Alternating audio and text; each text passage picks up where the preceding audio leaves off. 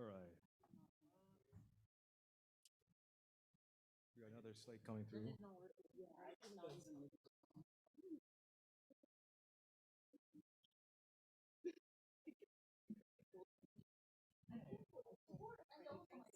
Excellent.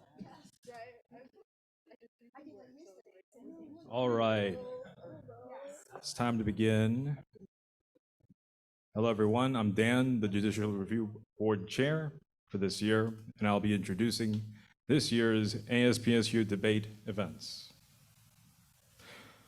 Welcome to the ASPSU debates for the Student Fee Committee members in this year's ASPSU elections. We are holding this event in a hybrid fashion for the first time, so please bear with us. We have 13 candidates running for SFC member. Not all of them were able to make it today. I believe we have 5. I don't know if there's any online on Zoom. And then we have Vanguard opinions editor, Nick Gatlin, here to act as moderator. He'll be asking the candidates questions, some of which have been submitted by the PSU community's members ahead of time, and will also be allowing for some time for audience questions.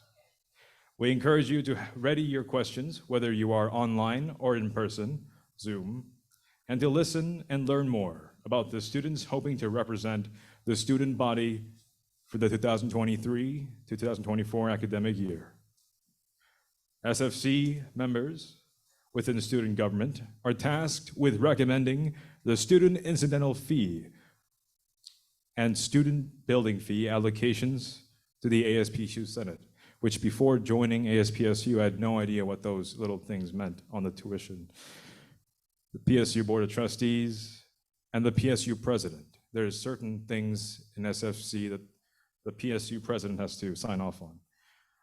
So it is important to know who you're voting for SFC.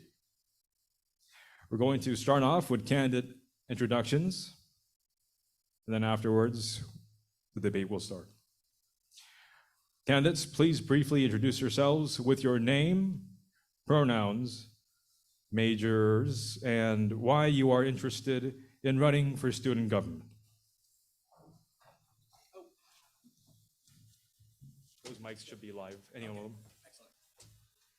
My name is Roger Pardo-Monahan. I am a senior here at Portland State, pronouns they, he. I'm majoring in history and social science, and I am running for student government to make sure that the student incidental fee is going to be better allocated towards getting us more student resources and building out who those student resources are accessible to. Thank you. My name is Yoko. This is one of the way to approach the SFC is okay. I was in SFC 2 terms this year, and I learned a lot, and I thought I can learn, and then hopefully I can be a part of where the budget is going to go and the finance to make it like a life better, and my thinking is more like academia and then also outside and then bridges by the higher ed. So how to train student and then get paid inside and then go ready to go outside, and then they can come back here to learn again more. And so this pipeline, I wanted to make sure the finance go well and what they want. That's why I'm here for it. Thank you.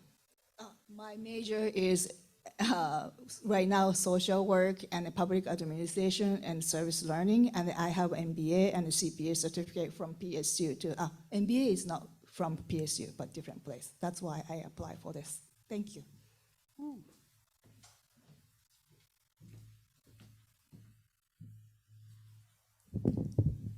Hi everyone, my name is Morgan Miller-Speare. I use she, her pronouns. I'm a math major here at Portland State. I'm running for student fee committee because I believe it's important that our student fees are being distributed for our fee-funded areas in ways that reflect our interests to our students. I'm currently dual enrolled at Portland Community College and Portland State, but this term will be my last term at PCC, and I'll be fully integrated in the Portland State community. Through my time at PCC, I have experience in working with diverse groups and advocating for the needs of my peers. I previously served as a student leader, and I currently work in PCC's Career Center as a community resource specialist. My objective is to bring my background in working in higher ed to PSU from my perspective as a student to strengthen student prosperity. Thank you so much. Thank you.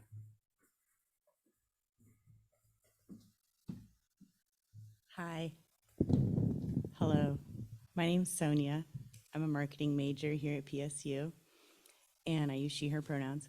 And I'm running for SFC because I want to keep the student fee as low as possible. But I do not want to compromise the resources that are valuable for students that are currently enrolled right now. So that means we need to talk to people and reevaluate where these fees are going and make sure that they're actually doing something for people that actually need it. You know what I mean? And I also really care about making the resources available and by knowledge so that people know that they're there. And I also like free food. That's it. Sorry. It'll be a little restricted, so bear with me. All right, hello everyone. My name is Eduardo. I'm trying.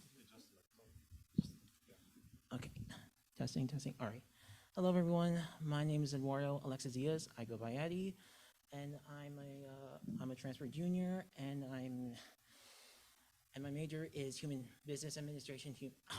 Human resources administration, and I'm for this year. I'm going to run for the SFC position. So one reason I'm keen set to be part for the SFC position is that I just wanted to make sure and work along with the board, and as well as to see how can the fees are being allocated at a good way, because students in our community and as well who are attending PSU, they need to have it let's just say sorry about that. Have the support and help they need to get through by each school. And I've, in my previous experience, I worked alongside with the Human Resource Management Association in Portland State, and as well as for the IAB committee, which is in short the acronym for Intercollegiate Athletics Board, which I looked over. Previously looked over the finances and as well as the retention rate between all of our student athletes here in our university. And lastly, thank you. Fun fact, did you know there's a scholarship specifically for CS majors that are student athletes? It had 0 applications last year.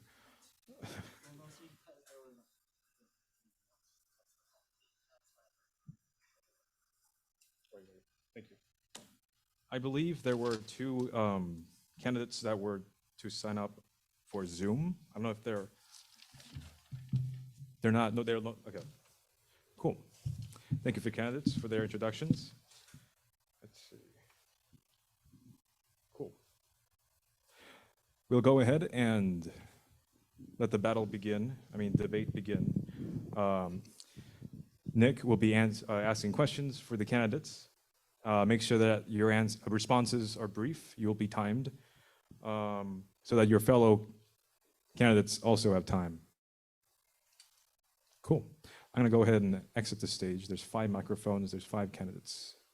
One will have to suffer not having a podium, but good luck. Great. Am I on? Does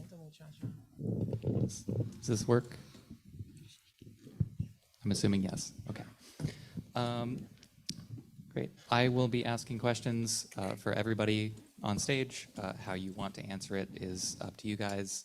So if you have an order or something that you want to sort out, then that is great. Starting with more general questions, Why are you interested in being part of ASPSU, and why specifically the position that you're applying for? Oh, let's start with me. Okay, great. So I'm specifically applying for the student fee committee because I feel like this is going to be the place that we can make the biggest material difference. It's money that is coming directly out of our pockets, and it's what we choose to actually use to affect it. So I started here in September. I'm a transfer student. I was living in Eugene prior to this.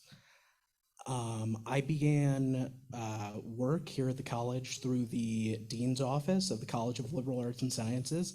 The amount of students that come in and do not know about resources that are accessible to them is extremely high. It's far too high. We need to do a better job of advertising what resources are available, and we need to do a better job of making sure that these are accessible to all students. Our student body's average age is 27. Our resource centers are usually open only from the hours of 9 to 5 or less than that. That's simply not accessible to a significant portion of our student body. I want to be a part of ASPSU because I want to make a difference in the community here at the PSU. I feel like actually he was saying, I was going to say the same stuff. Like, people don't know about the resources that are available here. There's so many different things, like even just like the basic things like the food pantry people don't know about. And they're like, oh, I don't want to pay for lunch on campus, so I'm just not going to eat all day. And I'm like, bro, there's like the food pantry, you know, you can hit that up. So like, I feel like that should be a big deal. And we should also care more about making the resources that are available more inclusive, because I feel like a lot of people, like, they're all categorized and people are like, oh, I'm not a part of this club or I'm not a part of this association, so I shouldn't just go in there and like access the resources. And it's like, they don't realize that it's not just for them, it's for everybody, you know, and they want other people to come. Like, it's a very welcoming environment here, and a lot of people are just too shy to engage in that. And I also feel like I want to keep the student fee as low as possible. That's why I want to be on the student fee committee, because a lot of the people that go to school here, they're low income people like me, and like, I'm a first generation college student. Like, everybody I know is poor. You know, I'm 32 and I'm finally getting to go to college. So like, it needs to be like free is really what I want it. But I don't want to compromise any of the resources that us poor people need too. So that's why it's a really careful balance. So I'm working really hard to make sure that we all get access to the resources, but be still able to afford it. Yeah. All right. One of the reasons why I want to be part for ASPSU is that over through the last few last years, it's been a roller coaster for me. Me being here, I wanted to be for an agent for change for people whose opportunities are never been like given, or just always been like deemed like, oh yeah, you can't do it, or yeah, do you really think that you'd be able to get into college when like you're always just like going through failure after failure? That was me during the time, and I basically turned my life around from having to go through some of the most like life-changing experiences in my entire life. And one of the reasons why I wanted to be part for SFC is just that I wanted to make sure, like, you know, people, you know, within our community, and as well as for people with, you know, who have the Mexican for not just on part for solely, but just for everyone, because like, I agree with what you and Sonya, you know, have been saying about, you know, trying to see how these resources are being distributed, or just trying to see if that's accessible for everyone. And for one reason, I do agree a little bit slightly with you, Sonya, with trying to make sure with, you know, tuition being free, but at the hindsight of it, it may not be possible, because we don't want to, like, you know, compromise a lot of the resources that's going to be paid for the university. And I mean, I agree with you at a point, but I kind of feel like it's not. And another one of those reasons is that with the whole, you know, process, what's been going on in Portland with us, we've been saying with, oh yeah, we've been like low underfunded, like we don't have that much funds to help out people. It's like part of one of the reasons I've been trying to work hard is just like trying to see what the whole board is like, just trying to make sure to see what the whole, what can we do for the following year when the board, has given with all the funds and as well? Because I've previously worked with the IAB, the Intercollegiate Athletics Board, on part of those resources, which is a little bit in part with the SFC, and as well as for the HRMA, the Human Resources Management Association. And lastly, I hope there could be great change for the following year. Thank you. Like many of my peers, even my peers on the stage, going to college was not something that I thought was once personally feasible. I'm a high school dropout. I've obtained my GED. I did not graduate traditionally, and I did not go on the traditional path. I'm 25 years old. I'm not the traditional college age student, but it was only through resources available to me at fee-funded areas that are supplemented by student fees that I was able to get the tools I needed to finish my associate's degree and thus transfer to Portland State. I want to be a part of ASPSU because I truly think that there is a way for me to get involved and continue to support other students. I am obsessed with student success. I like to joke. I agree with you. I'm obsessed with PCC, and I want to bring that energy to Portland State. I really want to make sure my fellow students feel supported, feel like they're getting the tools they need, feel like they have access to these fee-funded areas. Already we've seen issues brought up on this stage of, do these students even know that these resources are available to them? How can we market these resources to them? What resources are being underutilized? Why is that the case? And just continue to do my best to uplift students. And through allocation of student fees, there is a direct way for me to do that. Thank you.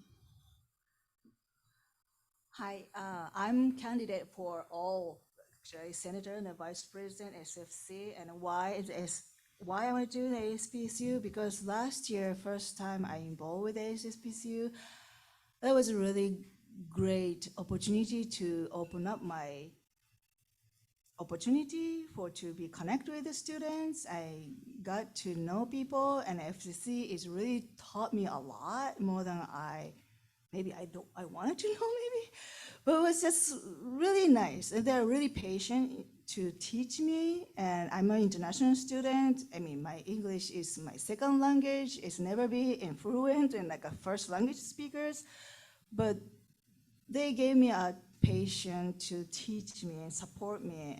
I just wanted to do the same thing to the other people. And next year too, I studied last year, and this year I wanted to start more. And any way I can involve for people who is doing community building here in PSU, and I'm here for myself too, but for Roger too. He's our member. So I just like to be in a part of this group. That's why I applied for this. Thank you so much. Thank you. How do you believe that your participation in student government will benefit ASPSU and the campus community? Much like some of my fellow students, and my fellow candidates here on the stage, I work here on campus. I've seen what our student needs are through the people that end up coming in through the office that I work in. And I think that my involvement is, a lot of my background is through activist and volunteer work, and bringing that to ASPSU and coming in minded to take care of these base levels of our material needs, keep some of these fees, as Sonya was saying, low enough that it can be affordable without cutting anything that's going to be crucial towards somebody's actual making it and being successful. I think that's what I would bring, is somebody that is going to advocate for the needs of the diverse student body that we have here at Portland State, because it is a non-traditional student body. As myself and basically every candidate up here has pointed out, we're all non-standard students. So I think what I would bring to SFC is what I've brought the past, 2 terms that I've been on it. I'm the oldest person on the crew, and the only reason I'm in school right now is because of COVID. So I know what it's like with how you have to allocate your fees to make sure that you're getting everything that you need. And I really think it's important to have the free food on campus for people too. That's really crucial. It really helps engage students and everything. So that's what I would bring. More events with quality food and also keeping the fee low without compromising the services that the people that really need it get. Thank you so much, Sonia. Well, one very major reason I do want to bring here in SFC is just that I do want to make, as I said before, I'll say this a million times, for the past year, I've been just working myself from the pit all the way to the very high, to the tip top, which for me, it's, in hindsight, it's personal growth, and as well as for trying to just see what I can do with the finances here in Portland, because for me as a student with both autism and as well as for the Mexican, representing as well as for my heritage, mi representación aquí in Portland, I feel like for me, I do want to bring the change I've brought for the past year into to help and motivate students having going through the decisions with the funding, because in hindsight there will be lots of discussions, debates, and as well as for times of uncertainty whether to see if we're going to have sufficient money and just have allocate for the funds for every of the entire the framework of here in the university. And that's why I'm willing to, continue on with the whole, grind I've been getting every day just to be here and for for my fellow candidates. Thank you. Thank you. One of our goals is to minimize fee increases. So this also looks like, how do we incorporate cooperation between our resource centers? How do we create avenues for student feedback and cultivate a safe space for where students feel comfortable to share their opinions? It's vital we establish these inclusive environments where students feel connected to the decision-making process. We want to track what services students are receiving through an equity-based lens. So as I mentioned before, this looks like seeing what resources are being used, what aren't, and why. We have the opportunity to go forth and really provide outreach to students to let them know what's available to them.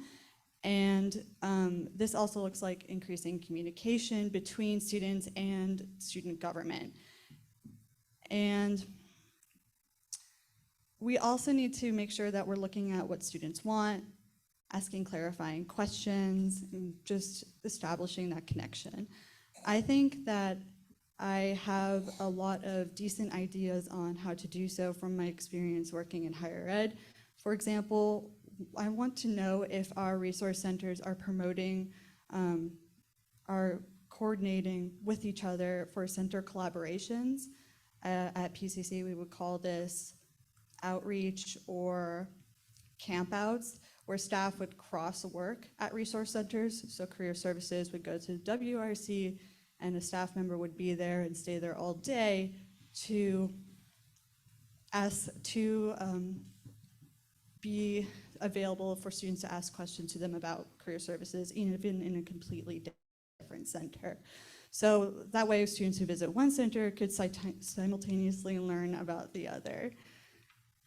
I want to foster that connection, and that also means fostering connection and personal relationships, professional relationships amongst other SFC members, so we can efficiently work together to optimize performance and our duties to the student body. I think that I want to be involved. I want to be there for students, and that's what's really brought me to ASPSU. And I do think that there are ways where we can bounce ideas off of one another and share different thoughts in ways that feel inclusive and don't feel judgmental. so we can get the ball rolling. And when we get that ball rolling, there'll be more opportunities for students. They'll be coming in more. They'll be engaging with us more. They won't feel so scared. ASPSU is so scary. Student government, that just sounds like such a big, heavy word. And it's not. They need those resources.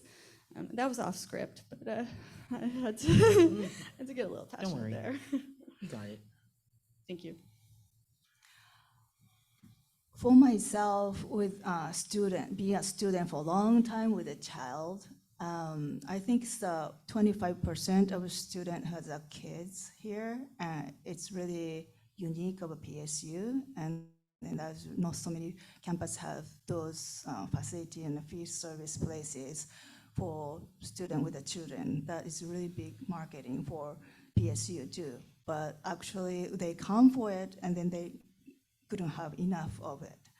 So for me, the special is maybe I can bring those voices, what they need too. And that is 25% of the population who cannot be easily participate here because they have kids and they have a job, they have work, I mean study. And so it's how thinking is like how the minority, any kind of minority who cannot be in a space, hopefully I can catch and scoop up to put in a plate. What we're gonna do with the opinion, we can think about it together, but at least it can be heard, everybody be heard. That's, I wanted to have inclusiveness. And then last year FSC meeting, we tried to come up with an idea why we support this, why is that? And I was so fascinated with the system too. And also I thought, well, we need everybody's voices come here because this is not represented all of the students. I mean, it's impossible to all the students, but hopefully somebody who can have a voice to share. So I'm kind of here for, that's one of the population who has the children with the kids, I think. I'm here for it. Thank you. Sorry. How do you deal with conflict in a group setting? How will you foster a student government environment that represents and supports diverse opinions, including those that differ from your own? So in dealing with conflicts, the first step is you have to make sure that you're not just trying to get your point across. You have to actually legitimately be listening to the points of others, especially those that are disagreeing with you, because they're going to have a perspective that you're probably not thinking of, which is where this disagreement is coming from. When I look up here, we're similar in so many ways, but we also have a massive amount of differences.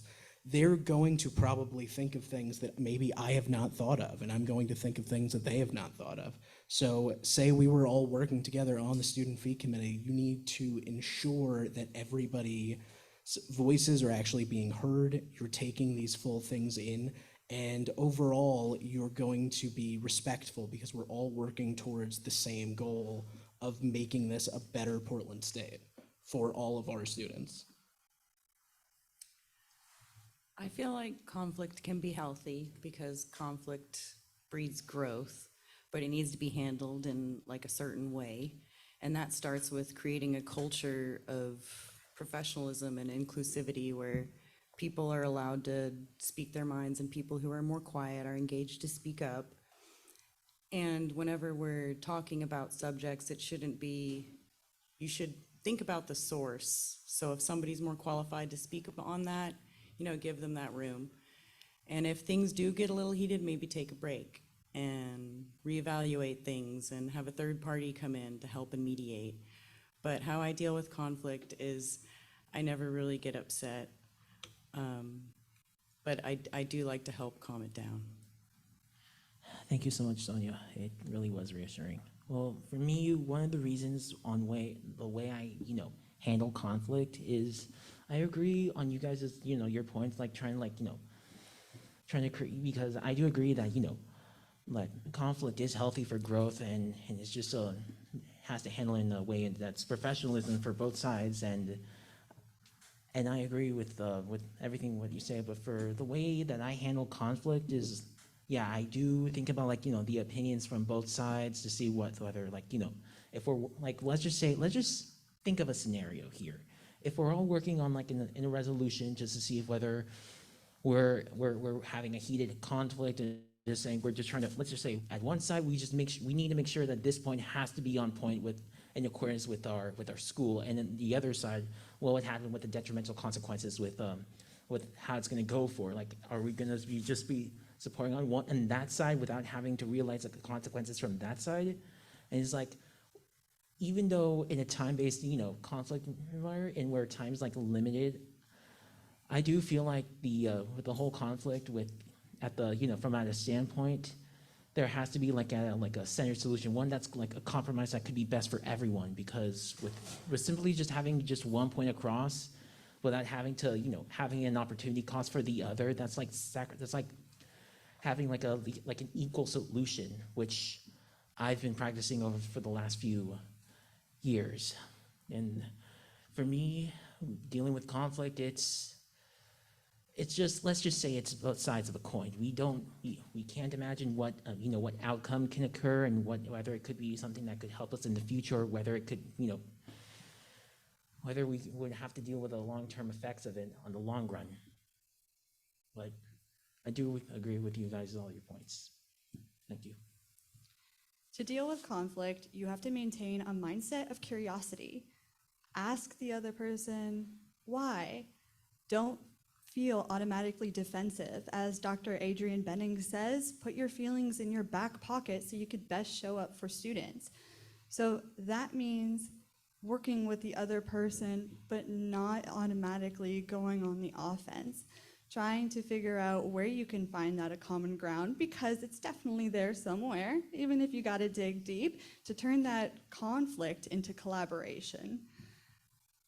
This is my first ever debate ever, and I'm very nervous up here.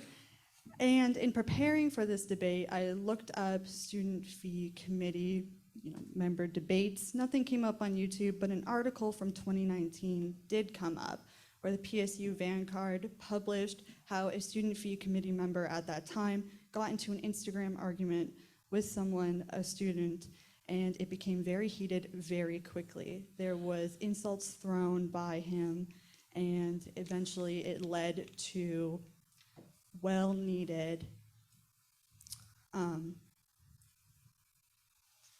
getting kicked out, I guess, to say the least. And that just astonished me. I could not believe that this member of the student fee committee could just attack a student like that, or to get on the defensive automatically. You should immediately want to figure something out, to hold that space of empathy where you're working with. So trying to just be curious, don't be defensive. I think that's the best way to handle conflict. If someone says, hey, you're doing something wrong, or I don't agree with that, trying to figure out why and what will make it work, instead of doubling down. You can absolutely stay true to yourself while cultivating that space of empathy and that curiosity mindset. Thank you. I love that. Thank you. Like Eddy said, it's a growth mindset. It's just the conflict. It's something we grow together, always conflict there, and wanted to have like a more active listening to know other people, where they'll come from, be patient. Like, I'm from Japan, and sometimes I talk and something, they don't understand the concept, or something, background is totally different from maybe Westerners or something. It's just hard to explain. And I was talking with an Arabic student too. Sometimes they try to explain why they think what they do, but then sometimes it's totally different mindset framework. It's kind of gave up. They gave up to explain to the other people. I said, just keep going, just be present to explain them. Don't give up. But when I say encourage them, I'm kind of encouraging myself too. So it's just both end. And so conflict, if we don't know each other and different background, sometimes it's hard to understand too, because the whole framework, culture, background is totally different. So even that, we want to have a really space, is safe and brave space, to have a space to listen. to understand, try to understand where they come from. And if we cannot understand that point, that's all right. Just maybe next time, maybe we will understand each other. I never know. So I just wanted to have this always mindset is like a long-term, short-term. And hopefully we can collaborate to see the goal together. Just try to focus on the goal. Where are we going? And how we can reach that goal. How to understand each other. So it's a common goal. Yes, we want to have a common goal and a teamwork.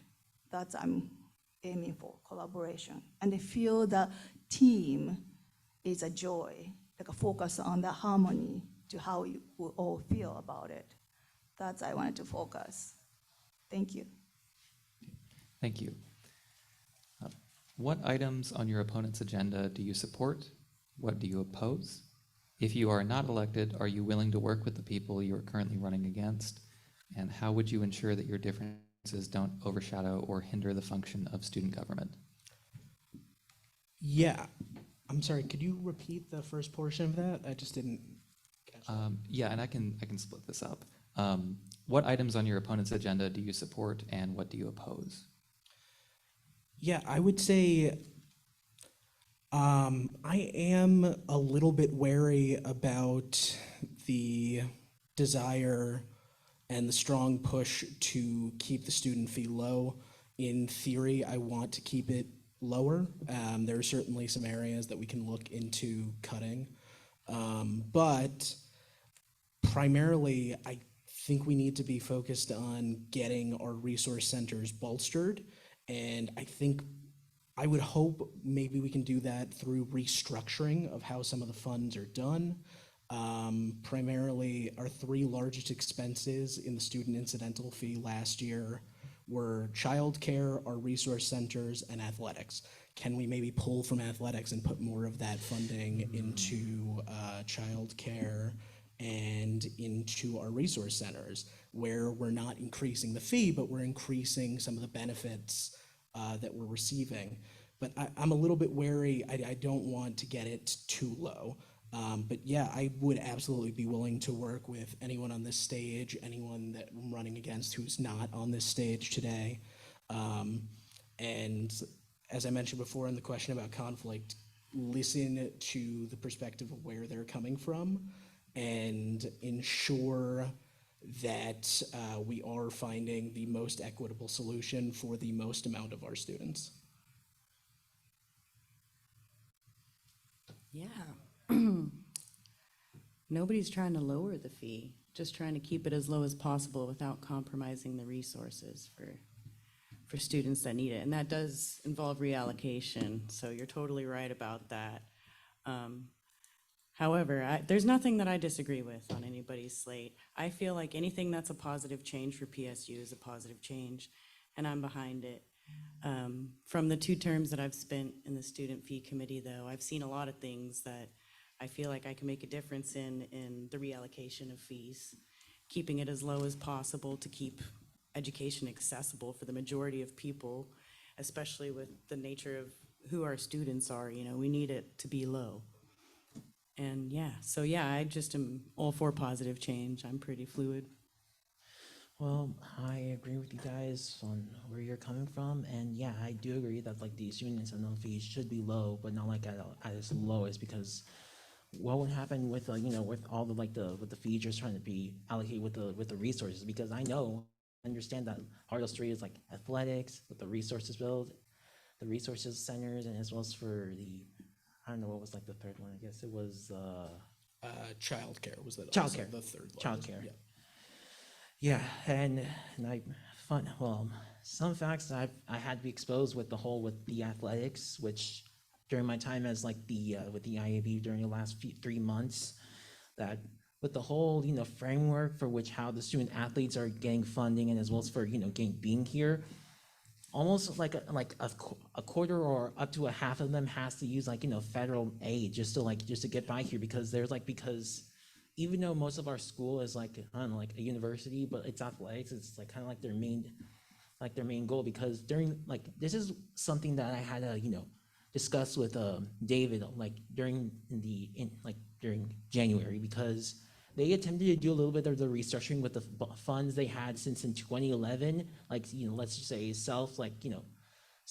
let's just say they weren't taking, let's say, funds from any other sources, and their debt basically from all the they try to allocate. It wasn't enough because they had to use the emergency reserves they had just to pay back with the school, because with all the resources they had to allocate for their student athletes, their training, and as well as for their being able to be here in school.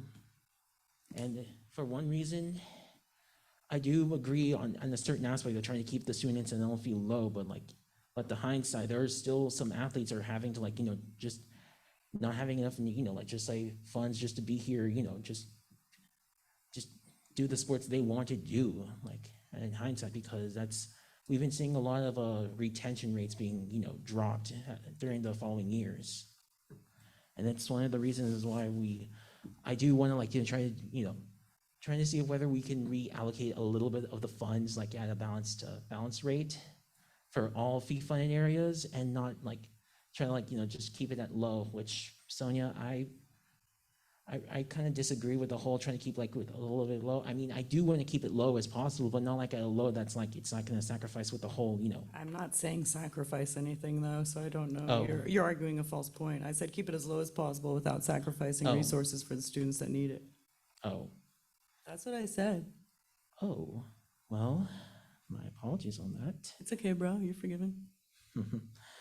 Well, and yeah, because that's kind of because listen, even if I'm not elected, I am more than willing to, assist with the ASPSU, even if I'm not a member, just to work for a common solution for the fee funded areas. Thank you. I'm very excited that everyone on this stage is all in agreement that we want to make sure that we don't have to sacrifice student success, and that we have or we are going to brainstorm ways to try to reallocate or redistribute fees that make sense to students. So I would absolutely, hands down, work with anybody on this stage. And I would, even if I'm not elected, I would love to still be a part of that outreach process. You get my feedback in your anonymous box. I'm all about that. One thing that I want to make sure that we do that may be a disagreement, it may not, is that I want to make sure we don't go into anything impulsively. I want to make sure that there is ways that we don't be hasty about things. So that looks like getting enough data. We have data on the centers right now, the resource centers, but basically we just have who's coming in and who's going out, not really what they're getting, not what they're needing or what services they're receiving. So I want to grab all that data and grab as much information as possible before making any kind of big decisions that will affect the student body. So thinking about how our resource centers and how a lot of our areas are only open from very specific amounts that do not benefit the average PSU student, that is hands down something that we have to consider. We also have to consider, how did it get that way in the first place? Is that something that occurred post-COVID? Is there any other ways, or during COVID, I would say? We also need to definitely consider that enrollment is down, and that's not just for PSU. Colleges all across the country have been experiencing that. So just getting as much information as possible and figuring out the why of things. Why are things not open the way they should? Why is the library not open on Saturdays? What's happening? Gathering that information and then moving forward. Thank you. Thank you. I was so fascinated by the group of students in ASPSU last year, and then this year too. I mean, just how students are really passionate about and serious about, and that energy, just be part of it. It's really fortunate. I'm so thankful. And even I was not elected, I was just so thankful just be with you all and all here. And that's the team things too, president, vice president. I never experienced that too, that team when you get together. was felt so good. So I just really appreciate this moment. And so I support 100% for anybody who is running here. And then the fee, I'm really agree with all, and it's the lowest possible. It's hard to be the lowest possible. I was in the process before too, and everybody took a long hours to come to the conclusion. Just 1 penny, 2 pennies, just down is hard. Everybody really take a long time. They're really serious talking about. And Rennie is really good leader. She really guide us well. And it's not easy. And then I was just wanted to kind of how I can kind of be part of it. I don't know, it's like on-campus job, student job, how we can get paid for the student to how financing it. That's I'm also thinking how to get those money back to the student different way. Well, fee maybe cannot cost lower than that, but then if we have enough job for support student to earn the money that way, maybe that's different way to circulate money, finance too. That's what I'm thinking. Thank you. Thank you. And I'm going to move into the more SFC specific questions now. First, how does your experience qualify you to allocate a multi-million-dollar budget of student fees? I would say primarily what my experience in allocating these budgets come from is from being involved in the Dean's Office at the College of Liberal Arts and Sciences, seeing it's our largest college on campus. We see students come in every day. We get a good idea of where their needs are and where their needs are not being met and where we can focus on allocating that into. As a history major and a psych minor, very involved with research, very involved in looking at the data sets, as my opponent pointed out, that we need to be looking at in order to find out what is being done that might not be helpful. Where are we falling short? Just total agreement in what you said. So I would say my work through the college and just my experience as a student in doing research are what prepare me towards allocating the budget as we need. So I've been a student for 3 years, but I've only been on the SFC at PSU for like a term and a half now. But in my time there, we've helped allocate a bunch of money. It was, 250,000? Yeah, she said, yeah, I was right.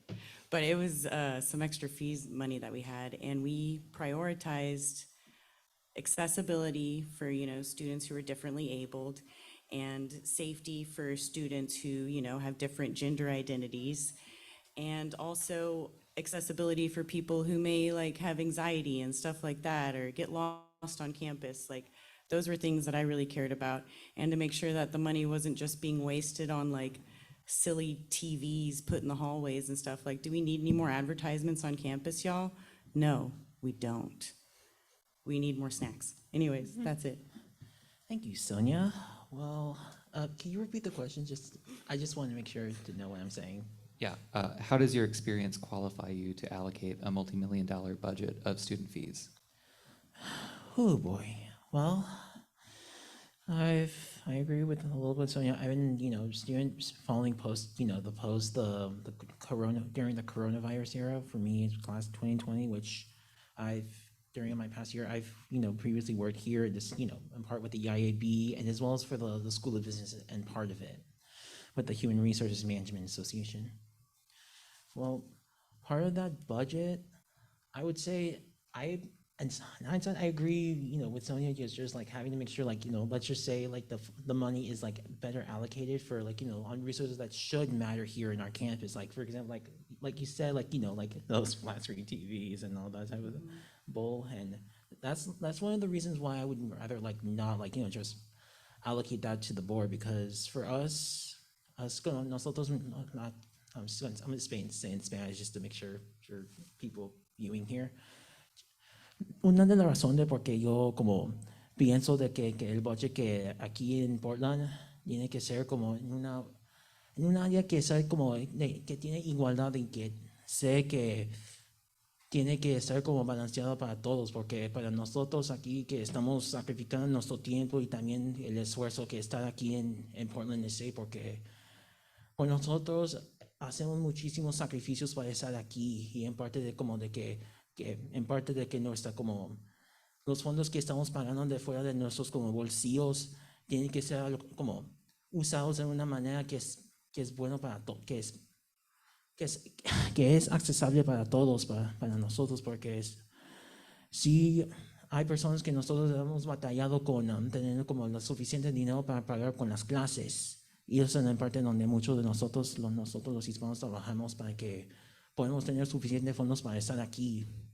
It's like one of the reasons why even though all of the experience may have not just try to bring to light with all how to manage the budget, but I would say for me personally, we would find even though this has to be like a yearly thing, but for me I would say that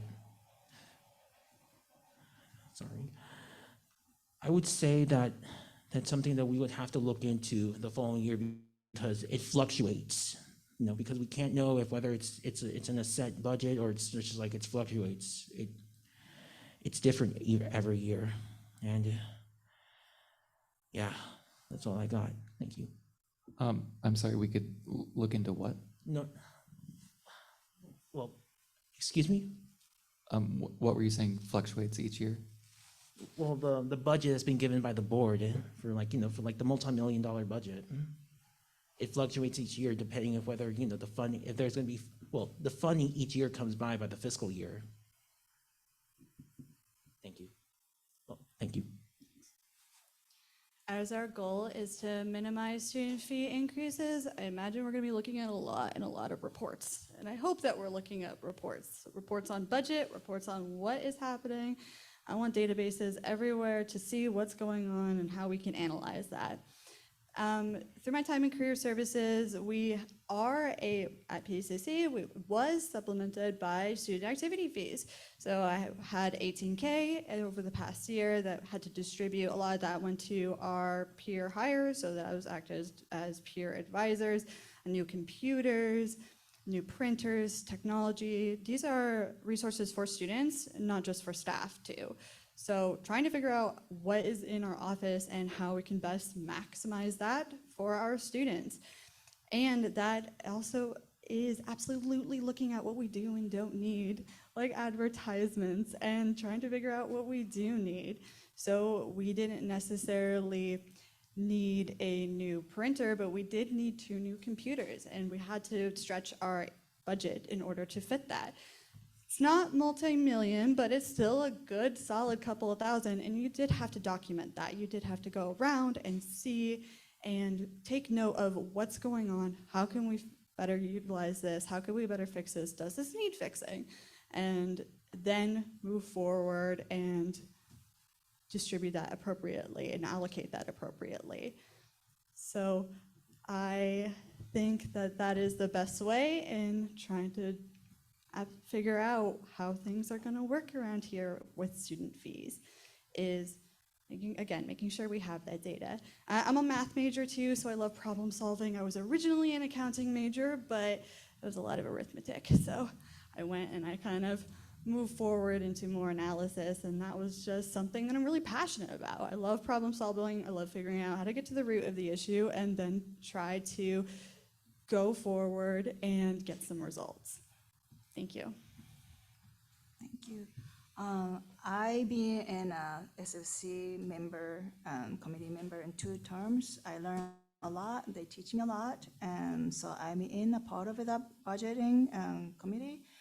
And that also kind of, I have an MBA and CPA certificate. Those all program is hopefully it's kicking me in, and then that practice, it's only I practice is FSC members. So hopefully that gave me a more chance to be involved, so academic and then real practice can combine, so I can contribute back something. That's I'm thinking. Thank you so much. Great. Thank you. If you are elected, what would be your first priority for change? First priority for change is going to be making sure that our material needs are covered. So the resource centers, as I've pointed out, as many of my opponents had pointed out, tend to only be available in those business hours of 9 to 5 or even shorter hours within that 9 to 5 window. We need to ensure that these resource centers who are receiving student fees are serving our student body, who is made up of a plurality of non-traditional students. So one way that we can even keep their expenses the same is, say they were going to be open from 9 to 5 one day. How about we shift their hours from 11 to 7, 1 to 2 days a week, ensure that other students can come in and utilize those resources. And we also need to be looking how we can bolster the marketing of the resources that are available. And also, where our resources fall short, make sure that our student body, who are primarily eligible for public resources like SNAP, like the Honored Citizens Pass, are able to get those through places like the Basic Needs Hub and get help applying for those. Thanks. Firstly, I'm on the slate with Results with Resolve, so we all have a mission together. Yeah, she's on it too. So firstly, economic sustainability is one of our key points. We want to minimize the fee, the student incidental fee and the building fee, which is what I've been talking about, but that doesn't mean compromising resources, because we're on the ground floor, we're talking to people, we're surveying. We want to collect data, like she was saying, and not just see how many people walk through the door, but how many people actually need it and what they're utilizing in those resources. We want to make it easier for students to communicate what they like or don't like about the fees and what they're paying for. We also care about diversity and inclusion, as I was talking about earlier. You know, I mentioned the differently abled students and the different gender identities, but I forgot to mention the students with children and the BIPOC people and everybody, really. Like, I just love people, and I want everybody to feel included and have a voice and have all the resources that they need to get an education, because like I said, I feel like education should be free, but that doesn't mean cutting the fee entirely like he was trying to say. That's not what I said. I feel like the government should pay for it, but since they're not, you know, I mean, let's keep our fees as low as possible without compromising these resources. And also, we want to make sure that people know that these resources are available. That means spreading the word and increasing the communication between students, the ASPSU, and the PSU administration, and try and understand the true needs and the wants of the students. The ones that are actually here too, not the ones from previous years. Collect new data and stuff. And we want to make sure they have the right information to know what resource centers are there and how to get to them instead of getting lost all the time, like good signs and stuff. And we also want to increase the rights and representation and advocate for our fellow students and know about their rights on campus. And we're also going to try to make the ASPSU a better operation and restructure it to make sure that it fully represents all the students at PSU. Thank you. I'll let you go next because you're part of the slate. Thank you so much. Will do. All right, so economic sustainability is our priority. And basically what that means is bolstering communication, as communication is critical to making sure our student fees are utilized in a way that is accountable and sensible and fit the requirements of our students, meaning that they're involved in the decision-making process, so that decision-making process is accessible to all. We also aim to establish clear conversations about the committee's actions and decisions. Equity and diversity are huge, absolutely. Equity is a crucial value that we prioritize to support our students. It's vital that fees are being used to back programs and initiatives that meet the needs of our diverse student body, including underrepresented groups such as students with disabilities, students of color, LGBTQ+ students, and first-generation students. We'd work to ensure that we are maintaining an inclusive environment that assists all students and not just a select few. This also is in line with student success. Our fees need to be used to support student success, and this looks like funding programs and initiatives that promote academic achievement, personal development, and I'm a career services girly, so career readiness. We'd endeavor to serve our peers, to make an impact, not just for current students, but for those to come. And as Sonya was saying, we need data for now. We need to see what's going on right now. So all of that is aligned with economic sustainability and student success. Thank you.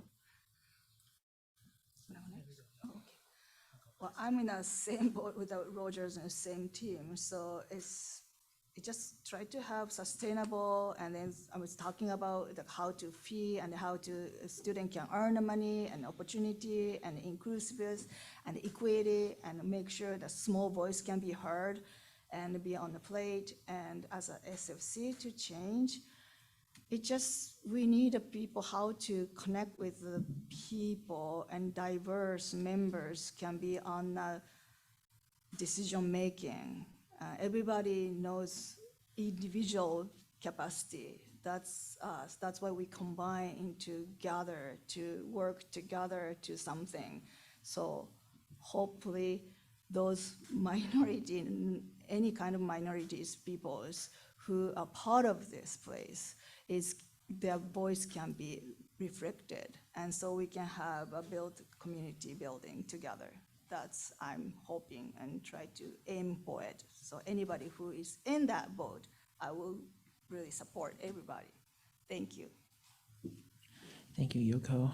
Well, as much as I wanted to go next, but the thing is that I'm not part of any slate. I'm just basically running for myself, and I basically agree with the points of everyone's. Well, we need to have the economic sustainability. Everyone should have an equal voice to the whether just to speak out, to see whether it's something like basically gone wrong, or they just need to see, just to understand what the whole economic system. Because for us, for me actually, even though I may not have the qualifications and of the experience most people have in the economic system, but at the same time, it's just with the whole budget being coming in for the following year and how it fluctuates, eso es difícil porque en parte de eso, and part of it, because listen, there are lots of, students having or who are homeless right now. I've actually seen and met a couple of some students having to having to come to school and just having to come to classes to hopefully get their education while not having even having a place to sleep or having enough food to come by, and as well as for students of of heritage and as well as of internationalities, because they at hindsight they made it, because when they're going to go to university, it's all new to them. There's no you don't expect let's just say I know this and how we can approach this in the following year, and how how can we approach it at a better pace.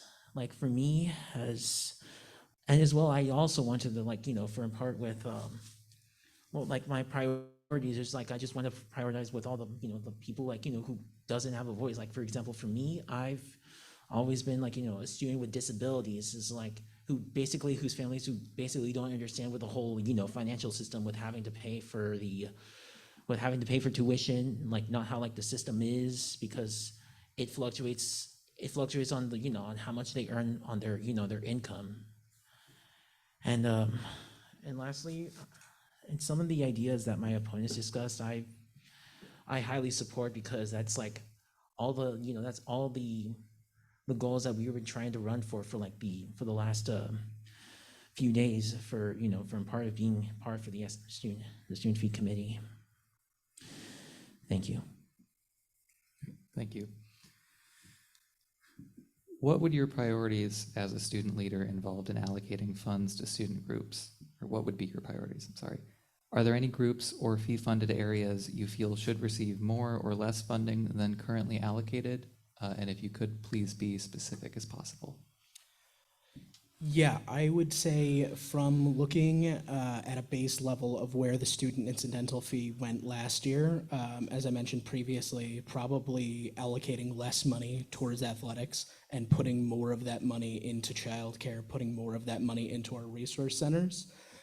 As far as student groups that are receiving fees, I've not looked at what they're receiving, and I don't know the specifics of what their needs may be. I would love to do more reach out and get more of that data. But I don't have any plans for the specific student groups at this time. But one possible program that I might like to implement through student fees is working in the dean's office at the College of Liberal Arts and Sciences. We're supported in what our professional goals are, what our planned professional goals for after graduation are going to be. We're selected to be put on projects outside of the baseline of reception work.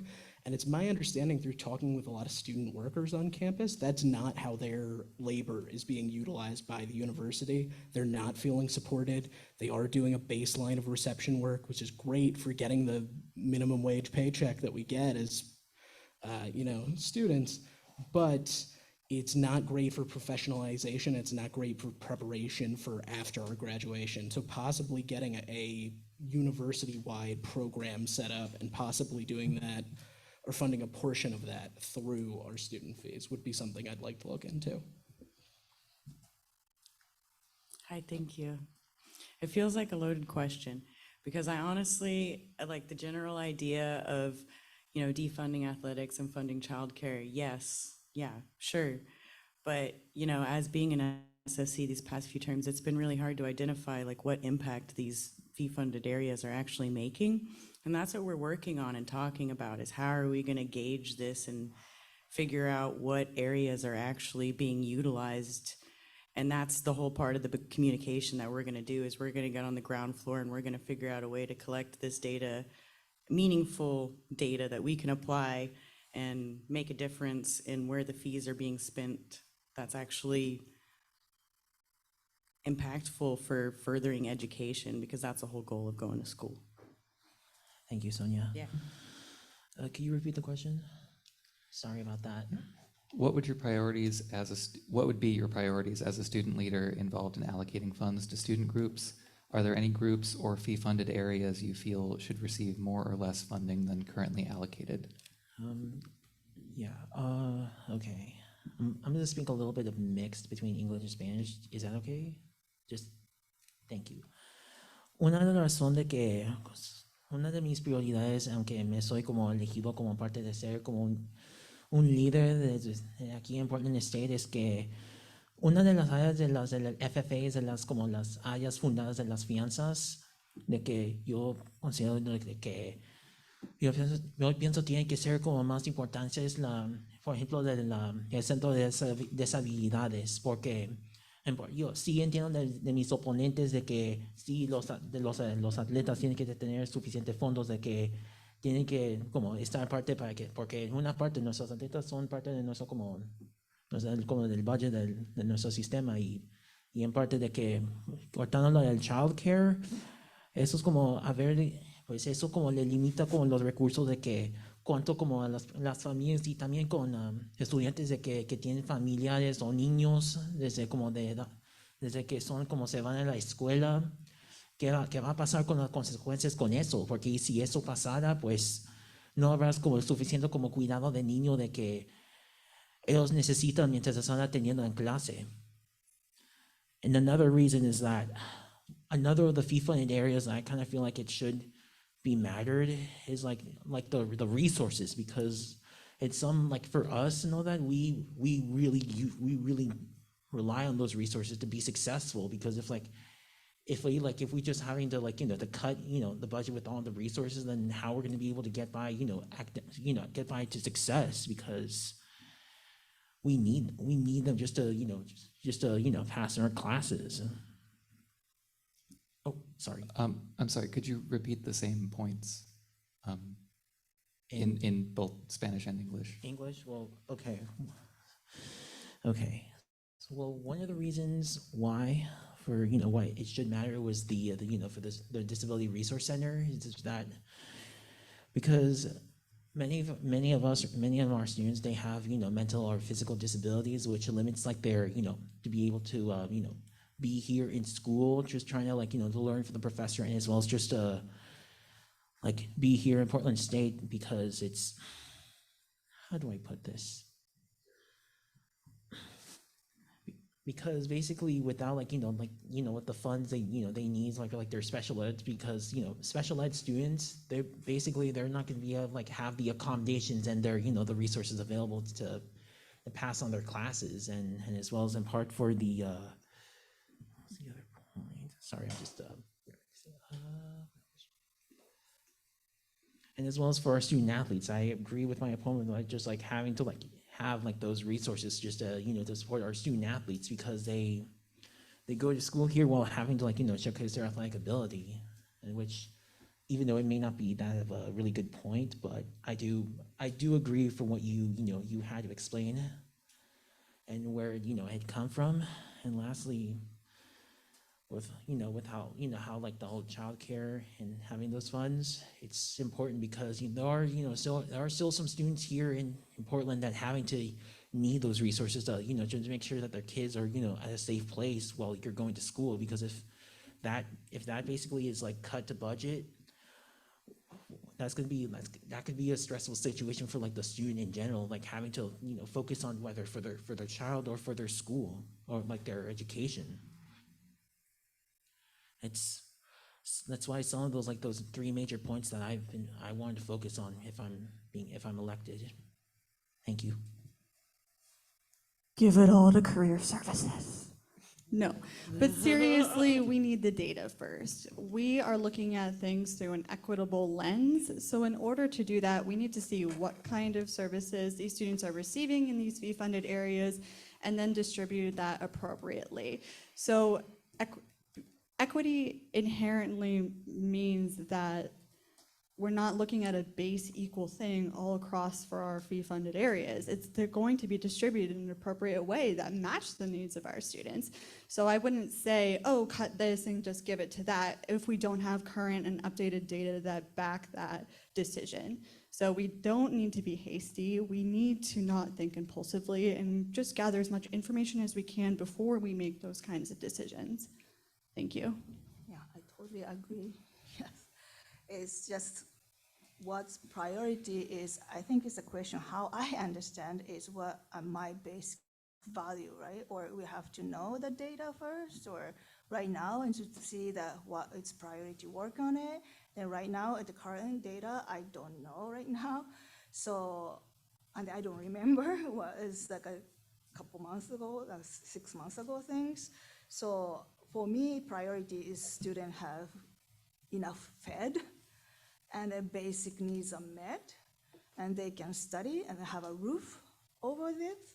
And who has a kid, have a roof, both of them. And then those are little kids are going to be a PSU student too. It's talking about marketing. There are already in a market for us if the PSU is wanted to include the students.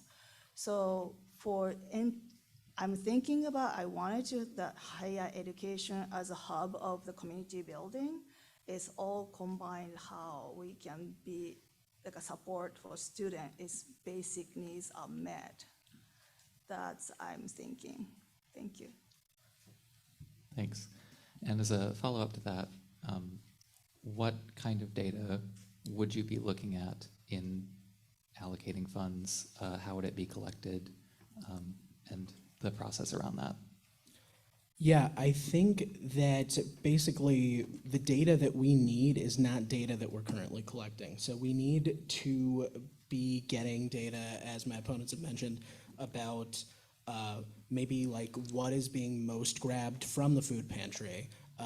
Not only just how many people are visiting, how many people are in their households, which are currently things that we collect anytime that you go to utilize it, but also what are they grabbing, and we need to do more surveys about where they're feeling that the programs as they exist are falling short, which might be something that we would have to do outside of them directly grabbing the resource. Because if somebody's getting help from a place, even if that help falls short, they might not feel comfortable in honestly answering and saying like, yeah, I got this, but it's like, it's not working for me. They'll be like, oh no, thank you.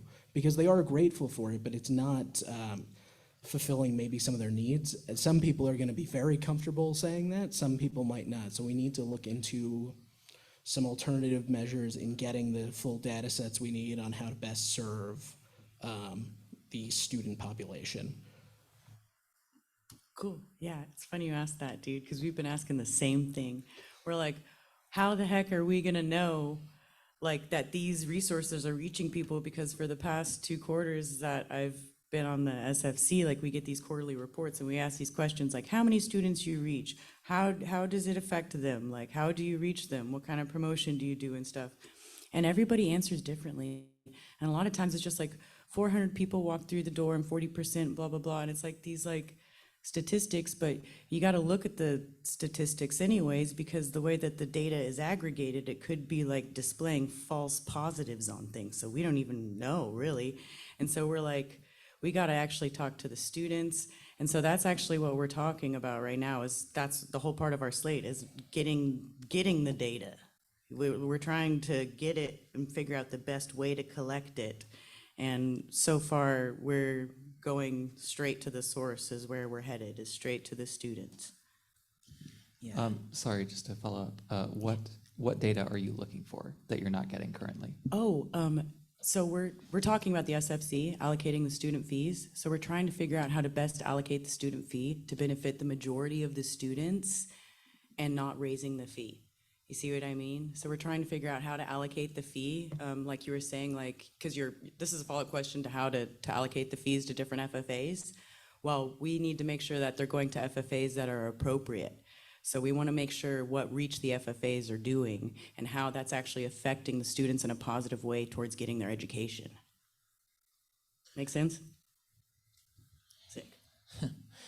It's pretty interesting having to like bring out how can we how do we get the data just make sure we can we can analyze, like how can we get like the like what you said, Sonya, with all the budgets like on the fee funded areas. Well, for me, the data has been given to me. Well, I've been granted some of that data for in part while I was working in part with the IAB and part with the athletics, which in part it's still we're now doing it publicly since now at the time for the for the upcoming year we're taking a step back and just to see if whether whether what we have for funding is going to be enough to fund for our student athletes, because some of them may come up short and may come up, not much of a gap. And for me, and part of those, I do agree a lot on your viewpoint, Sonya, with, how you mentioned about, how can we better allocate and how we can better, how to. And well, another one of the reasons I could follow up is that, with the following year coming up and with having to see, what the budget, what the outlook of the budget is going to look like, it's like we would have to take a good look at it, because even though this may be a little bit unprofessional here, but I feel like for me, well, this is like at a personal personal viewpoint of the with the budget. At some point, we may we may have to see with tight spaces with the whole budget being coming in with the with the FFAs being funded through at equal ways, as on part, and as well as just trying to support our students to having the resources and having the help they need to pass through in our university. And I do agree with a lot with the SFC is trying to advocate for the change, and that's one of the reasons that with the communities that and research that I've been working at, we've been trying to look over for the data over the previous months, at a quarterly range. Thank you. Am I allowed to interact with the audience in debates? Is that something that's possible? Yeah, we've been wondering that. Okay, awesome. So the results may be a bit biased because everybody in this here is watching this debate. And this is also a very small sample size, but how many of you have ever gotten an Amazon gift card from the surveys that go out and say, complete this survey and you can win an Amazon gift card?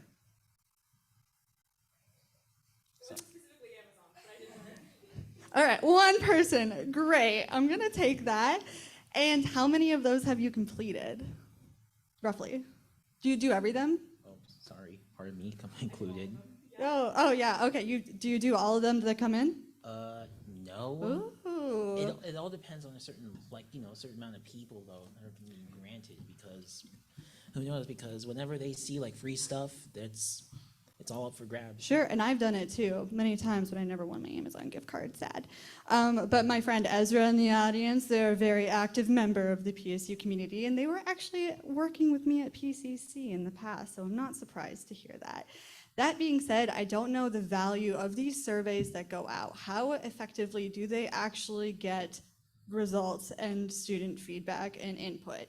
How important are they in making sure that we are seeing something that's actually real and not just something that was quickly filled out for that gift card? I'm big on tracking. So I think the centers, the fee-funded areas, the staff on the ground need to be tracking themselves and take that burden off of the students while, and this is a very fine line to balance, while still making sure that the students' opinions are being heard. So this looks like making sure that the case notes that they're writing up, if they're writing up any case notes in the electronic record systems or whatever they use, are detailed enough to figure out what kind of services they're getting, are easy to pull up and were easy to access in the future. Also, I think surveys can be done on the ground in the centers, but still maintaining that confidentiality that's important to students, and still making sure that they do feel comfortable expressing their true opinions. And that's also why centers need to cultivate that area of inclusivity. They need to show up for students the best they can. And if they can't do that, then students are not going to feel comfortable completing a survey. I myself have done Qualtrics surveys. So I would ask students who came into my center, hey, could you quickly fill this out and tell me why you're here? Are you here for resume help, job search help? Are you here for career advising, and what have you? And then we would go from there. They'd fill it out. I wouldn't ask them any questions, leave them alone, and then they'd move on. And we get that data and then utilize that data in the future. So that's how I would do it, is really hone in on tracking and really trying to figure out actually what works when it comes to student outreach. Thank you. Thank you.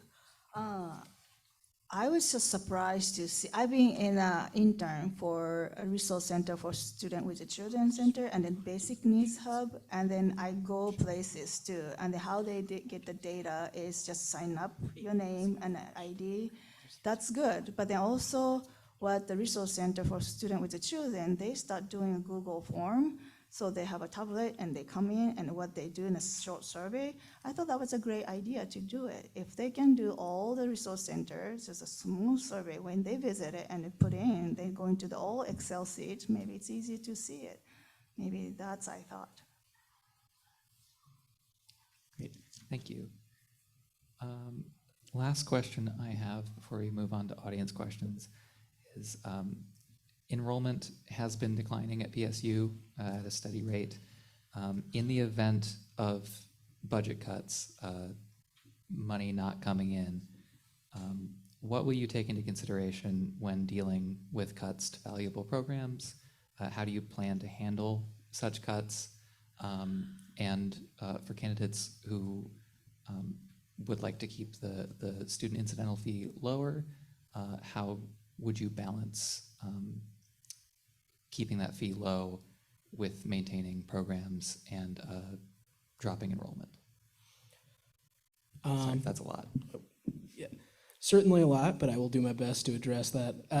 So in the event of declining enrollment, which could be likely, I think what we would need to do is to look at how things were being utilized, where things were being mostly utilized, and try and essentially do triage, try and save what's most valuable. And that's going to be an emergency situation. That's going to be something that is going to be critical, but it's not something that I think we can adequately speculate on prior to it. It's going to need to be something that needs to be made fast, probably some possible hard decisions, and we need to look at how we can best utilize perhaps public and private resources outside of the student fees to make up for any potential losses that would occur from having to lower fees out to student resources. Yeah, I think that's what we need to do. It needs to be triage to see how he can bolster it without student fees, if cuts were necessary to be made. And also, expanding our role into advocacy amongst the faculty, amongst the staff, in what they could be potentially doing to help raise enrollment for then future years so that we're not in a succession of years of crisis. Well, to increase enrollment, I think a good thing to do would bolster the unique value proposition that is Portland State University, you know, being in the city and being a diverse school and the different resources it has. So by promoting that and through staff advocacy too, and there could also be programs and collaborations, more of them with institutions that host younger children too. I think that'd be a cool thing to do. Unfortunately, as SFC member, I don't know how I would advocate for that, but I would try to keep the resources at PSU maintained to an amount where it's accessible for people and they're valuable resources. And keeping the incidental fee low doesn't mean cutting resources for people that need it. It means reallocating those resources. So how I would balance that is by prioritizing the resources that are actually needed for the students that are here on the ground, by figuring out a way to collect the accurate and relative data that we would need. And that is something that I've been collaborating and working on with my fellow SFC members, and I'd like to continue it on this next term. That's it. Thank you, and thank you, Sonia, for your point. In hindsight, with how we're transitioning from post-pandemic, and with how with all the cuts going to be involved in my own capacity, that's something that I had to go through for a part with the IAB, with how with the whole budget being like, let's just say for example, the budget's we just need to cut costs on certain things like what you said before, for the athletes, and for what you said, Sonia, for what you said about the incidental fee, trying to keep it low, but just to make sure that these are the resources can still be accessible, and what you guys were saying, as well as for for staff advocacy, and even though the budget may, as I repeated once and twice before, it may fluctuate depending the upcoming fiscal year, and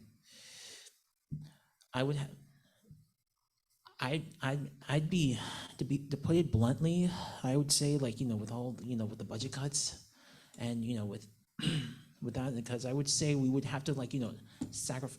I wouldn't say the word sacrifice, but I would rather have at least some of the areas that are most needed for students to be successful. Because if we were to cut some of those resources out for the budget cuts, there may be students who may need them, but they're not available.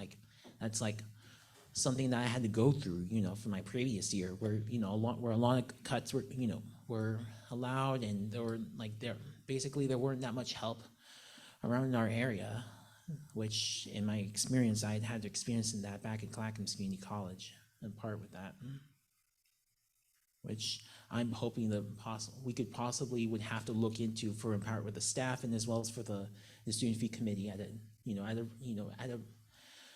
pace that's even though it may be emergency, but at a movement that could be best for everyone. Thank you. Cut is such a scary word. I don't like that word. I like consolidate. I think that is a much better word to describe what we're doing, because we're not trying to take away resources from students. If they need those resources, which many do, we need to try to optimize them to the best of our ability. And that may mean having our centers work together more, collaborate, and coordinate more, so that we can consolidate services and try to reorganize in a way that makes sense to our students. So when we talk about cutting something, that I don't feel that that accurately represents what Results with Resolve is trying to do. Instead, we're trying to consolidate, and we're trying to have these resources available to students in ways that make sense to them. Maybe that means moving a source remotely or something of that nature. It doesn't necessarily have to be in-house as we've transitioned to online learning more and more. Maybe that means pushing back hours in some ways, so that we can accommodate students better with their work schedules and school schedules. So I don't think cut is equitable. I much prefer consolidate, and that's what we're trying to do. Thank you. I love collaboration. Oh, I'm into the collaboration. So 2 terms I was an FSC member. I was just trying to think what we can combine, what is generate inside. If we're going to ask somebody to perform in a noontime concert from a local artist, maybe we can have those students come up for the volunteer, or something you have to have a movie distributor. Why we can have the student making one more, so so give the space for student to learn, or academic way and a practice way. So just collaboration between the department and fee and those places between the academic and fee committee, and then all like resource centers, all they can collaborate to come up with some idea to make it, this is a learning space. So how we can make it generate that limited resource, and they also make it this one good opportunity for the student to have that performance or something, a musician. We have a wonderful musicians here, or performers here, and why we can have those space. So maybe we can ask them to perform less money than local professionals. So it's just those collaboration across the programs, across the department, across the office. That's I'm hoping for. Thank you. Yeah, thank you to everyone. We're going to open up to audience questions. So if anyone in the audience has a question, please raise your hand. Yep. Okay, my name is Lainey Sticka. I am the current SFC chair, so I have a very important question for you all. The SFC takes the subject of conflict of interest very seriously, and we're actually required to keep a neutral viewpoint while making all of our funding decisions. So are you a part of other groups around campus? And if so, do you think you will be able to stay neutral while making our very important decisions? Yeah, through campus, I am part of Phi Alpha Theta, which is the National History Honor Society, and I also, as I've mentioned several times, I work in the Dean's Office for the College of Liberal Arts and Sciences.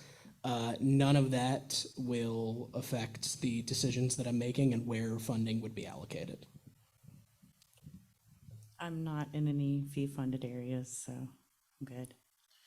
Well, for me, I've been involved with the intercollegiate athletics, which is in part for the athletics, funding areas. And for the last meeting that I've been through, we've been trying to keep it neutral since, and with with the amount of student retention as well as for the funding that's being distributed by our funding by the areas from our donors, and as well as for the programs here in the state. And for the most region, we've kept it neutral when the big decision comes by. Thank you. I'm not a part of any other areas at PSU. That being said, I did make a big stink about being at PCC and career services. That being said, again, when we're talking about equity and we're looking at everything, all services have an importance, and they're all beneficial to student success. So it would absolutely remain impartial. It's vital for our students to do so. Thank you. When I'm in conflict interest part, I'm away from that. Like I was in a FSC member, I was not in a decision maker for the Resource Center for Students, and that was because my degree, I have to go to the internship, so I will be away from the decision. And in the future, I will finish my internship. So after that, I don't know, I might start working there too. Future, I don't know. But in that case, I will be away from that decision, for sure. Great, thank you.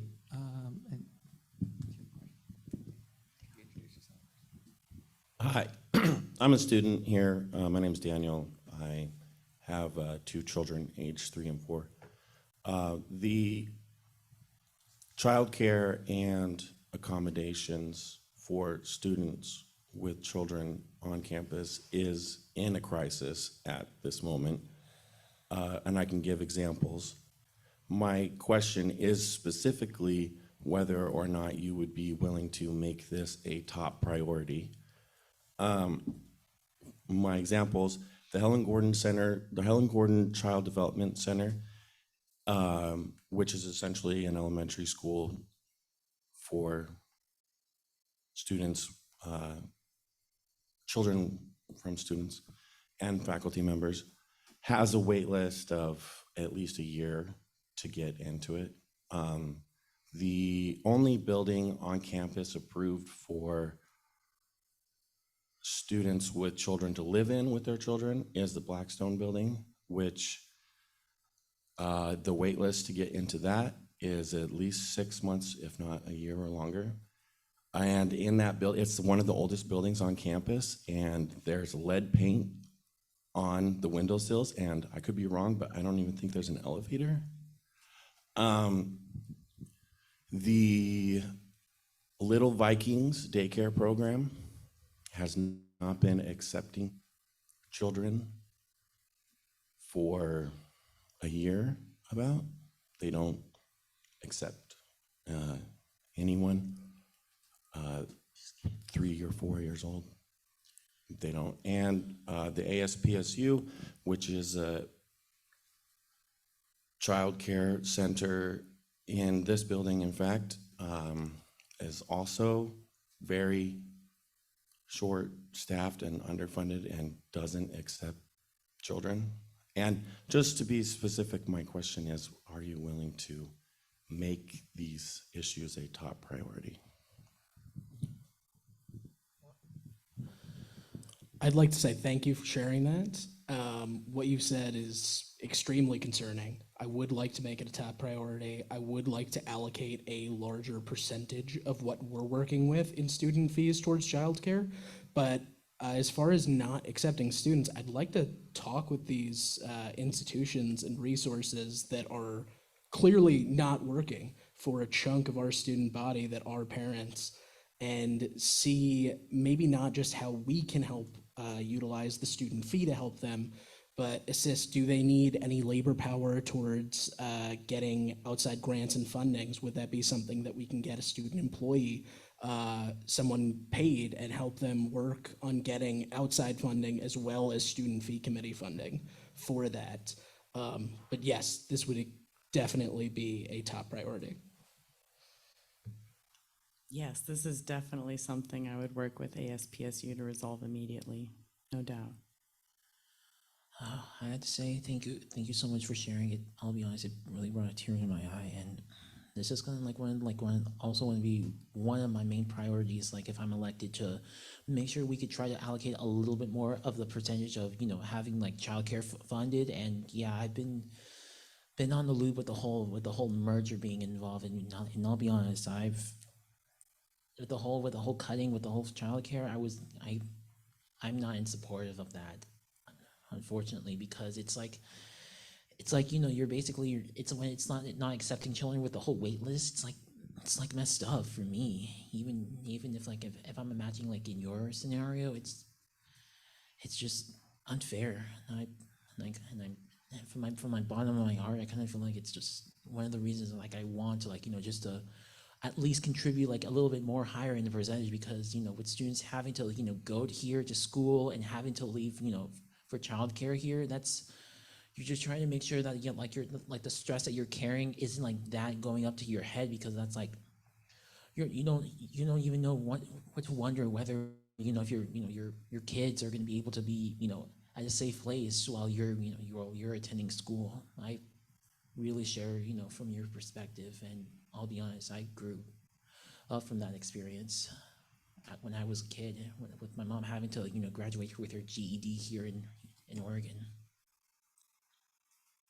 Thank you so much. Thank you for sharing your story. You are not alone, and your voice is very important here today. So I appreciate you coming in and bringing this to our attention. Absolutely, yes. This is something that will be prioritized. In my geography class last term, I had a student who brought her child in, and I cannot imagine that a 2-hour lecture is going to be something that a little kid would want to hear, especially if it's about maps and more technical geography things. It puts stress on the parents, it puts stress on the students, and how can a student thrive in that instance? There needs to be accessible childcare, and there needs to be ways that we can prioritize that and allocate appropriately to support that, yes. It's definitely from my experience being a single mom and more than 10 years with the kids and going to school, and I really have a heart for it, and thank you for coming here to talk about that too. I know you have a kids to take care here, and I really appreciate, and I'm working for the Resource Center for Students with the Children right now for a whole year, and I know inside, and then I know how difficult to have the student worker too, and it's hard to do it. And then we are really one of the school, PSU is a really top school to have these daycare centers, and it's really, that is a marketing for the PSU. But then the people come for it, and they can have like that disappointment, and then we need to allocate that too. So I really have a big heart for it, and I myself went to advocate in Japan, and they didn't have anything, and then I went with other single mom friend to a graduate student. I was a graduate student over there too, so I got a signature to go to president office too. So I have a long history about myself, and then being student as a kid, with a kid. Yes, it is hard. I don't know how I went through, but something, they all help me. So if something I can help, I will definitely help. Thank you. I think we have time for one more audience question. Please just go ahead. Okay. Hi, thank you all for being here. So my question is more of a reflective question. It's very interesting to hear all of you talk about the different topics and, you know, your responses to these questions. When you do get elected into office as SFC members, you will come to realize at some point that as much as you have so much power as student leaders, there's also a cap to that when it comes to like bureaucracy and dealing with the real government here at PSU, and they're not made up of students. So what's going to be, I don't know if the word is strategy, but what's going to be your strategy for dealing with situations like that, where you're really passionate about something, there's something you want to get done, it's going to be obviously beneficial for students, but you cannot, simply because it's not up to you. There's so many things I can think of right now that students are like advocating for. It's just not up to us to decide. We don't get a say. We're not going to get a say in the next couple of years either. So what's going to be a strategy for dealing with situations like that and having to communicate to students that we hear you, we know what you're trying to say, and we know what you want, but this is just something we cannot do. Thank you.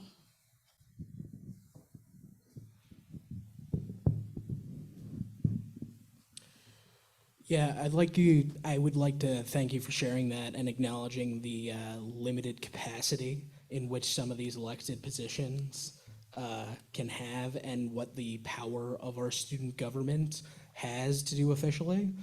And I think that is something that we do at times definitely need to communicate with the students, and how we are limited as members of student government. But what we also need to do is, in the areas where we officially fall short, is try and garner student activist support to actually pressure the people who can make these decisions to change the way that things are being done. So we need to realize our limited scope and then move outside of that scope. And it's That's a lot of work. That's not something that single one of us could do alone, but that is something that we can do collectively and something that we need to push for. So I think there's like 3 key things here. So the first thing would be transparency. If the students know what we're able to do and not do, they would get less upset because they would see the scope of our reach. And also communication, being able to have that open dialogue with the students to figure out their needs and assess them appropriately. And then also accessibility to the student government, because like you were saying, like people are scared of the student government and they're scared to get involved on campus, but it's not that hard and it's pretty easy. And, apply, join the student government, get involved, make your voice heard. If you want to help make a difference in these areas, get involved, and if you can't communicate with us, we're happy to help you with that and be fully transparent about what we can and can't do. That's how I would handle that. Thank you, Sonya. I thank you for your response. It made me think about for the points that both of my opponents had pointed out, and I do agree that transparency has to be the main point for for students to be able to have the information that they need to on the responsibilities that that we as potential student fee committee members on the things that we can operate and what we can't operate. And another reason is that with what Sonya said, it was basically if you're being involved in here in our community, it's not that scary because we all encourage just to help out, just to make a change. And another point that I wanted to mention is that for all of us, we basically have the power to change, not just simply for ourselves, but for everyone. Because in the long run, in case for what you said most, it kind of made me think about the future process, the future, since nothing is set in stone. That's why all of us, we're all trying to make sure we make the best of our the limited capacity we can and we can to accomplish here in our school, and in comparison, then in the government here in our nation. And like what you said, we'd have to make sure we have the pressure just to make sure that we could maximize the support that we can get, just to make sure that whenever areas that we're that limited, we can have much more accessible and much more support. Sorry. That's why I'm just, it's not set in stone. That's why I'm always keep looking ahead, just to make sure that if there's any good possibilities that we could find solutions. Thank you. As we liaise between students and PSU management, we always have to keep in mind, from our perspective as students, and what students will want, what their needs are. So students have to know that we're constantly in their corner, and that comes back to that communication piece that we were talking about. They have to feel confident in us. They have to feel like we will do and will have their back. And to do that, we just need to increase that connection between ASPSU and students. And thus from there, we can foster things like student advocacy, to have groups of students support us and support getting their needs met. The gentleman who left who had that childcare question, I remember last term as well when my same classmate brought out a form that we all filled out in the class to support getting this center more accessible to her and her child. So if we could have access to those forms, or if we can see what student activists are doing on the ground, then we can bring those issues to the bureaucratic institution of PSU and make a change. So that comes back to being honest with students so that they know what we can and can't do, but also knowing that we're not going to give up on them. Yeah, thank you for asking that. It's really transparency is really a good point, and then communication, and then always remind them or us is we are student, so we are talking. We know how we've been through to, and we are together. Just remind we are in the same ground, and so if we cannot do it, how you think we can do? So it's just inclusiveness. It's just include those people to give us an opinion, because we are not perfect either. So please share with us so we can bring your voice to that table. So I just wanted to know we are in a pipeline for the student anywhere we go. So between them, and just transparency in the communication, inclusiveness, and think together, the collaboration. That's all I kind of care. Thank you. Great, thank you, everyone. Thank you to the candidates and the audience for being here. I think that's a wrap. Thank you. Thanks. Thank you so much. Vote results with resolve. Yeah. I just have a